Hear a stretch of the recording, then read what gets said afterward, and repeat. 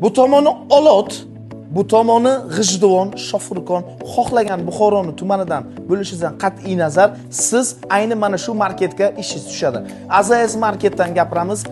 Men hozir turgan lokatsiyada benzin, dizel hamda propan yonilg'isi uchun kerak bo'ladigan barcha aksessuarlarni, uning zapravka kolonkasidan tortib, shlanglari, pistoletlari, счетчиклari va merniklarigacha mana shu manzildan topishingiz mumkin.